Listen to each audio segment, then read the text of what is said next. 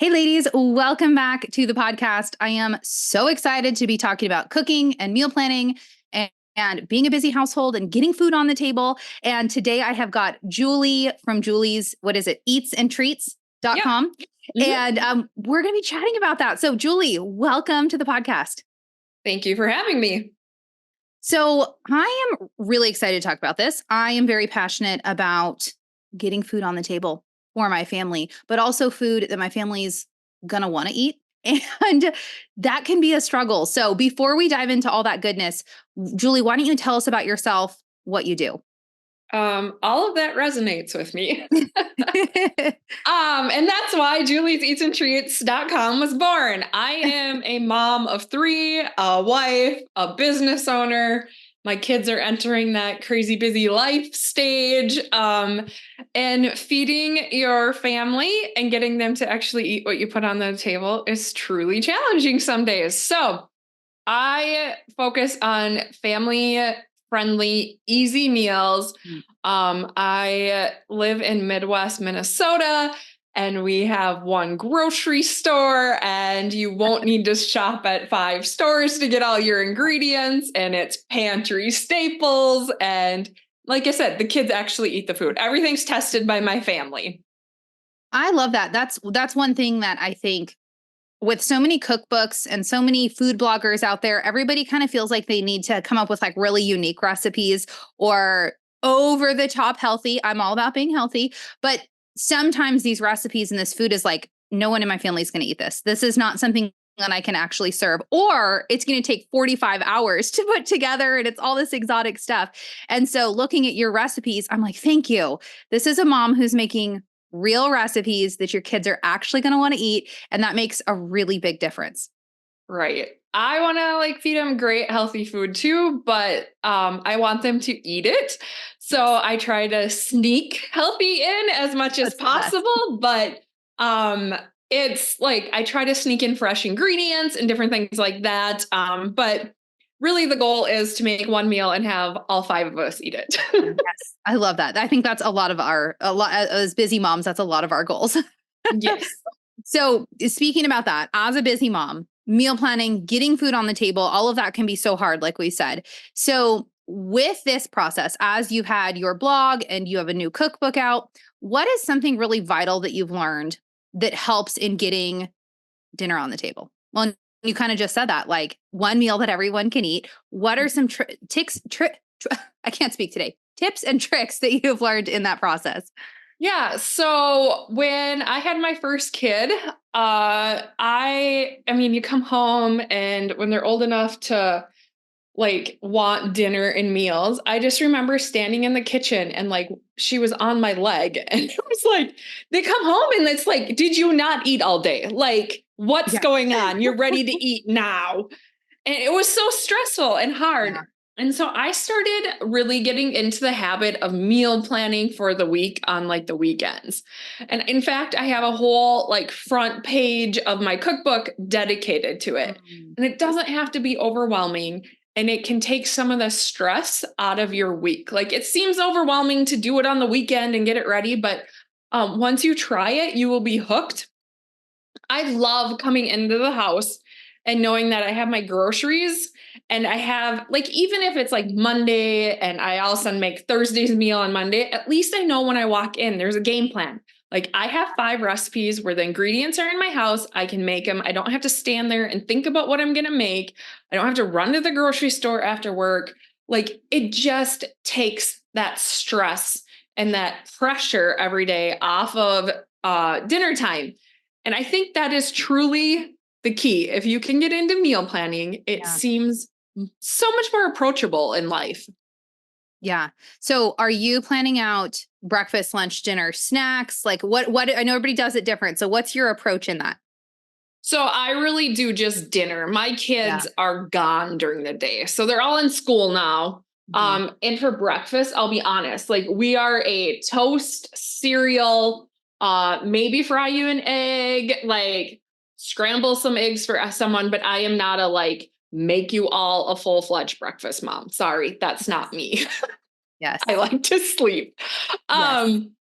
Kudos to anyone that does. But So I'm mainly planning like their dinners. And then a lot of times for lunch, if they want to bring lunch and we have leftovers, I love like the little thermos containers that you can send to school Mhm. where you like warm up hot water in them and then warm up food and put in them. And they think that's just grand. They can take Oh, that's so leftovers. fun. Yeah, I Hmm. love that. Yeah, that's what I'm very similar in that too. I tend to plan out dinners and we're a homeschool family. So we're home all the time, which in some regards is easier. Sometimes it's harder, but we just do a lot of, we have snacky lunch and, I'm not really planning lunches as much, but dinners is the sticking point. Dinners is where it's like you get to 3, 4, 5 o'clock and you're like, what am I cooking? And if you have that plan in place, it really does help. But what I found a lot is that you can't plan if you don't have an arsenal of recipes to pull from. Like you can't come up with this meal plan if you don't know what to cook in the first place. So I would love to know what are some of your favorite quick dinners that your family loves. Yeah. So in the cookbook, some of them are like my baked spaghetti and it makes a ton. So it's Oh, great. We're a leftover family. Some people yes, are not, we but are too. Um, baked spaghetti, my kids love. It's an easy home run. If we have extra kids over or whatever, that one is always like a go-to because I think any kid is pretty like baked spaghetti friendly. Yes. I grew up on taco pie. And it's so Mm. funny whenever I make it, like my kids will come and they're like, taco pie. And I'm like, that is quite funny. Yes. But tacos are always a hit. There's a baked taco recipe in there and Oh, it's that sounds good. easy. Like they're all assembled in a casserole dish. You bake them. It's always a hit too. But just easy meals like that. And then everyone meatloaf gets a bad rep a lot of times, but I have these mini meatloaves and they have some cheese in them and they're good and they have like a sauce on top. And my kids love those too. And then I just pair them with some like potato dish and some vegetable and we're ready to go. So um another trick I do is like if I know I'm having a crazy busy day or night, I'll reach for a crock pot recipe Mm. or I'll actually like prep a casserole like after my kids like when they were younger and they went to bed at like 7:30, I would prep the casserole for the next day and then have it in the fridge and just pull it out and make it when I came home. Oh, So that's a good idea. those are just some of my go-to recipes and then tips and tricks. If your kids will eat soup, that's another good one. But sometimes kids are weird about soup. I don't get Yeah. it, but Yeah. Yeah, we love soup, but I think each of my kids has gone through a phase where they're like, "I don't like soup." And I'm like, "Soup is a category. You can't yeah, just rule out all soups forever." Like there's so many different kinds. So I'm always on a mission to like find the kinds that everybody likes because there are ones out there. You just have there to is. be creative. And my kids love the creamy chicken noodle soup in my Oh, cookbook. that sounds And really that's like definitely one of my go-tos for an easy dinner and then pair it with some like sliders or just some crusty bread too. Yeah, that sounds really good. So, Mhm. do you ever do much like prep ahead? I mean, you said you do like a casserole the night before. Do you ever do, I know some people will do like once a month cooking or they'll prep stuff on the weekends. Do you ever do that or do you find it easier to just kind of pull them together on the weeknights? I usually pull them together, but like if I have like, especially when my kids were little and they weren't eating as much, they're like, they eat a lot more now. But Yeah. if it was like a 9x13 casserole, I would actually just cut it in half and do two 8x8s and freeze one. Yes. Yeah, that's always the best if you can pull yourself together to do that. With Mhm. our family, we eat so much now that I have to make like quadruple the batch and then I can freeze it. And so if I can like just get myself together enough that I've planned that and have the ingredients, that's always the best because you're making the recipe anyway. You just, 100%. double it or triple it or whatever, and then stick some in the freezer. And that's such a lifesaver. But it's just getting my brain organized enough to make that actually happen. Oh yeah, I actually try to do that like with taco meat too, or Oh, like yes. any of that, like and just have it like after games, like pull it out and you're like, oh, let's just throw together some tacos or different things like that. So yeah, if you can get in the mindset of doing that, it helps a lot. Yes, yeah, and the rhythm of it too, and then you get out of the Mhm. rhythm and it's Yeah. hard. Okay, so one question I wanted to ask you is for breakfast. So we're very simple in our house too. Week mornings, like we are like oatmeal, eggs, like super simple. But in your cookbook, you have some really amazing like pancake recipes, some great looking breakfasts. So when do you like to pull out those kind of fancier recipes for your family? So we're actually a breakfast for dinner type of family. Oh, So yes. Yes, us too. to mix things up, we do that often. So that's when we pull, I That's the mean, best. French toast, waffles, pancakes, or like the biscuits and gravy breakfast casserole, or the hash Sounds brown good. casserole, breakfast casserole. Those are like, those are like perfect for dinners. So we do that a lot. Otherwise, it's more like Saturday mornings is when Yeah. we'll like, yeah, dad. And my kids like dad to make. So my husband actually works with me and is the recipe developer. Oh, And so they fun. get him to do it a lot of time, which is great for me. Yeah, that's super fun. Yeah, we do I do biscuits and gravy, make from scratch. They take a while, they're amazing, and I don't think we've like ever had them for breakfast. They're always a dinner item because they do take a lot longer. But when we make them, all the kids, everybody's like, "Yes, biscuits and gravy." And it's funny because it's absolutely a dinner item for us. It's not breakfast; it is a Right. dinner item, Yep. Yep. and it's perfect. Breakfast for dinner is so fun. I don't know how you could be against that because it's just the best. I mean, I would eat breakfast for any meal. So, Ah, yes, me too. okay. So you kind of touched on this a little bit. Your household functions differently than mine since we are home. What I get asked a lot about is packing lunches, which we don't have to do, and I don't have any experience with that. So, do you have any other tips for what kind of things are fun to send in the lunches that'll actually work for lunchtime? Yeah, so we, like I said, we do the leftovers thing with the thermos containers. I like Otherwise, we do homemade, like the PB&J. What's the name for them? The sandwiches with the crinkles around them. I can't think of it right like now. the Uncrustables. Yes, we do homemade Yeah. Okay. Uncrustables. So I have Okay. like the Yeah. Oh, press that's and fun. everything else. And my kids, I don't know why. I'm like, why is it so much more fun? But you can do that even with like a Special. sandwich, like That's sandwich meat and cheese, and you can make an Uncrustable out of it. And they just, for some reason, it's more fun. that's so funny. Otherwise, I'm a big like crackers, meat, and cheese person in Mm, it, like yeah. the whole charcuterie, like for lunches. And just those type of things. That's Yeah. really my go-to. Or like my kids Yeah. really like turkey or beef sticks, and like you cut them up, and then you take the cheese stick and you cut them up, and like it's protein and it's good for them, and they think it's great because it's like finger food in their lunchbox. So Yeah. that's kind of my go-tos. Well, that's really similar. That's what we do too. We do a lot of like what I call snacky lunch, and we just get out, a whole array of stuff and you can build your plate. And it sounds like it's pretty easy to just kind of put that similar stuff in a lunchbox to go. And I always make sure we've got like a good protein or two that it's focused around to fill them up. And then, we'll do hard boiled eggs, and we've got, like you said, the meat sticks and cheese. And, you get a couple of those proteins, fill it in with some cucumbers and other things. And you have such a simple, easy lunch, whether you're at home or taking it on the go, that doesn't require cooking an entire another meal. And I think a lot of times people are thinking they have to cook something for breakfast, cook something for lunch, cook something for dinner, and it gets so overwhelming. And like you said, leftovers. We do so many leftovers for lunch, which I know not every family is a leftover family, but have your kids eat the leftovers. Yeah, right. Because a lot of times I'll hear that husbands don't like leftovers, or maybe you don't like leftovers, but like you can feed it to the kids. The kids can Right. have the leftovers. 100%. It'll work. That is awesome. So let's chat about, I've got it right here, your new cookbook. This is so exciting. Julie's Eats and Treats cookbook. So when I first got this cookbook in the mail, I'm looking through it. The first thing that struck out to me is that this is really is family friendly recipes. So it says easy family friendly recipes from a Midwestern mom. And like I was saying earlier, that is the hard thing for me is a lot of modern cookbooks are so fancy. There's such expensive ingredients.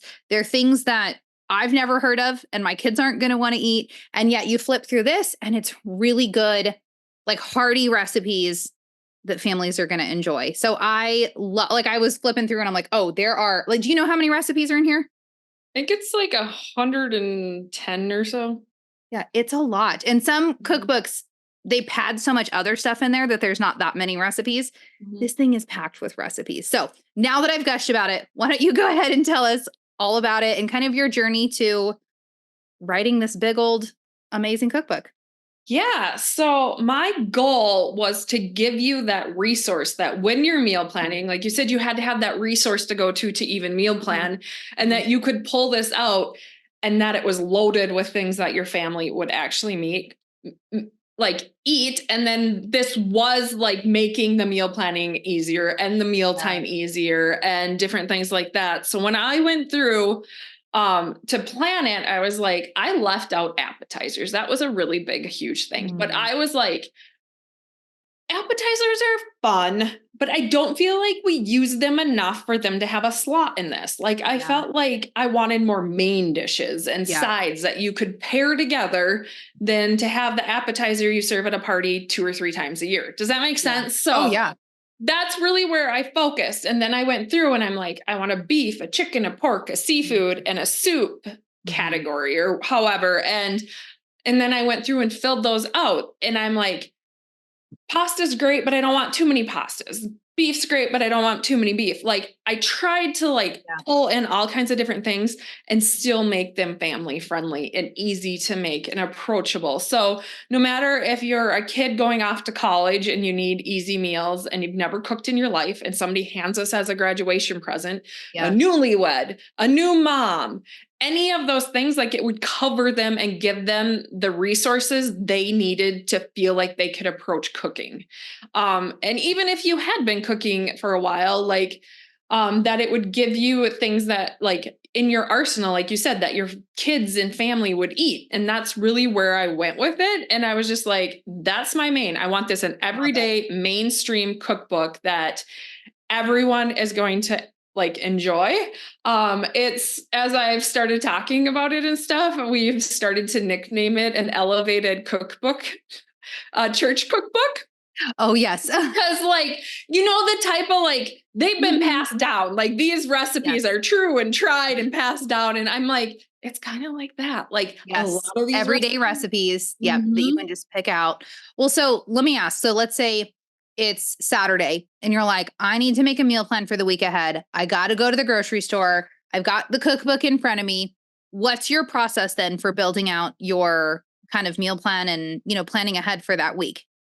So a lot of times I'll just grab we sell newspapers in Morris, Minnesota. So I'll grab the ad for the grocery store and kind of plan off of there. But to simplify it, in my head, I'm like, Tuesday, I'm going to do a taco theme or a Mexican theme. Wednesday is breakfast for dinner night. Friday is always leftover night where I'm done. I'm peace out. It's Friday. I'm not cooking. So we either order or do leftovers, but it helps me to kind of break that down and kind of just have it on repeat, in my head, this category goes here. This category goes here. Yeah. And then kind of build off of that. And then if I notice a meat's on sale or something like that, pick out a recipe for that. We live in a rural community, so our freezer's always stocked with frozen meat because that's how I grew up. But that can also help too, is just to pull out the ad and see pork chops are on sale. So I'm going to pick out a pork chop recipe. It also helps you to mix things up when you do that, because otherwise you end up with the same meals all the time. But if you can pick out a protein that's on sale and kind of build off of that, it kind of helps things out to mix it up. Yeah. One thing I really like, I'm very much a pen and paper person.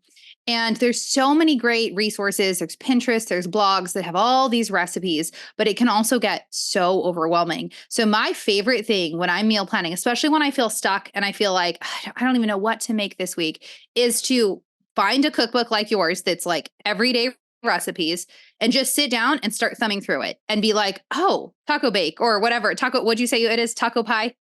Yeah, taco pie. Taco pie. Oh, the taco pie looks great, and kind of just there's something about having a physical resource right in front of you that is so much easier than when you're looking for chicken recipes on Pinterest, which can be helpful, but also so overwhelming. And you just get to it's just so much more.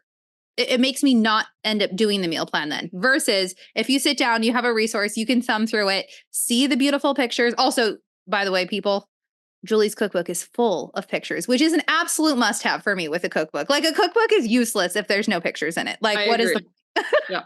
I was like, there's a picture for every recipe that's non-negotiable. No, 100%. So then you can flip through and you can see them visually and you can go, okay, we're going to try that. And there's just something about having a physical cookbook in front of you that is really helpful. And I know some people are very digital, but For my brain, at least, having something right in front of me really helps a whole lot. Yeah, it does for me too. I mean, and then like the table of contents, if I know I have chicken, I can go to the chicken section. You know what I mean? It's just, there is something like that. And not having 400 million recipes literally at your fingertips, and half of them are junk and are going to be terrible. Like you're like, okay, there's 15 to choose from. Like my brain can sort through this a little bit better. I'm always like, 3 choices. Give me 3 choices. Yes, I can't handle more. And then pick from that. Yeah, for real. Like that overwhelm is like with the internet today, though, that is a real problem, And so and I like my brain, like I'll be on Pinterest and I'll be meal planning, and all of a sudden I'm like redoing my living room or something. So like to just have that like cookbook, and it's like no distractions. We're planning right now. Well, I keep saying this whole last year, I've been saying, I want my brain to feel less fractured. Like, you pick up your phone to do something and then all of a sudden you're on Instagram and you're like, how did I even open that? And that I was going to order something, and I just feel like our brain gets so fractured with all the notifications coming in, all the constant things, let alone the busyness of running a household and having the kids have questions. So anything I can do that my brain feels less fractured, like you're saying, you jump on Pinterest to find a recipe and then I'm looking at quilting things, or like just who knows. And so getting things that I can maybe get offline a little bit, having something physical in front of you, it makes my brain feel less fractured. And then I actually do it. And so I think anything we can kind of move in that direction can be very helpful.